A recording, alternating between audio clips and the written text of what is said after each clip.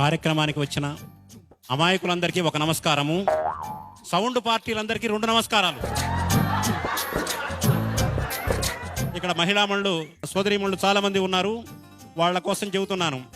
ఒకసారి అడిగారు నన్ను, ఆడవాళ్ళు మంగళసూత్రాన్ని కళ్ళకద్దుకుంటారు, చెట్టంత మొగుడు పక్కనున్నా కూడా ఆ మొగుడినే కళ్ళకద్దుకుంటే బాగుంటుంది కదా, మంగళసూత్రంలో బంగారం ఉంటుంది కానీ మొగుళ్ళో ఉండదు కదా అన్నాను.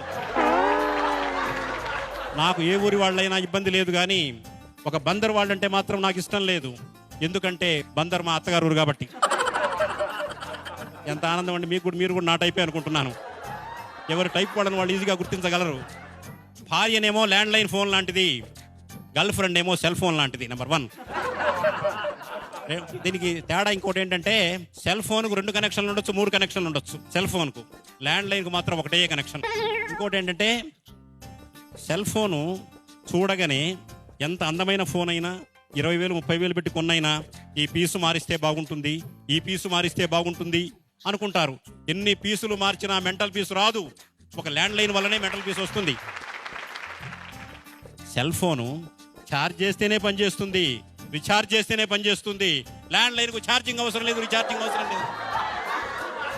ఆ తాతగారు ఏం పలకడం లేదంటే సెల్ ఫోన్ 2-3 ఉన్నాయని నాకు డౌట్గా ఉంది. ఇంకో విశేషం ఏంటంటే, సెల్ ఫోను ఛార్జ్ చేస్తే పనిచేయడం, రీఛార్జ్ చేస్తే పనిచేయడమే కాదు, ఇంకొక పెద్ద సౌకర్యం ఉంది అందులో. దాన్ని వైబ్రేషన్లో పెట్టుకోవచ్చు, సైలెంట్ మోడ్లో పెట్టుకోవచ్చు, స్విచ్ ఆఫ్ చేయొచ్చు. కానీ ల్యాండ్ లైన్ స్విచ్ ఆఫ్ చేయడం ఎవరి తరమో కాదు, మోగిందంటే వీధి మొత్తం వినిపిస్తుంది. ఒకసారి సంచాల గారు నన్ను హాస్యావధానంలో ప్రశ్న వేశాడు. ఏమండి, పెళ్ళప్పుడు అప్పగింతల కార్యక్రమం ఉంటుంది కదా, అప్పగింతలప్పుడు అమ్మాయి ఏమో ఏడుస్తూ ఉంటుంది, అత్తగారింటికి పోతే ఎలా ఉంటుందో ఏమోనని. అబ్బాయి ఏమో నవ్వుతూ ఉంటాడు, కొత్త పెళ్లి కొడుకు కొత్త భార్య వస్తుంది అని. మీరేమంటారన్నాడు. నేను చెప్పాను, ఏం లేదు, అమ్మాయి అప్పగింతల కార్యక్రమంలో ఏడుస్తుంది, ఆ అమ్మాయికి అది ఆఖరి ఏడుపు.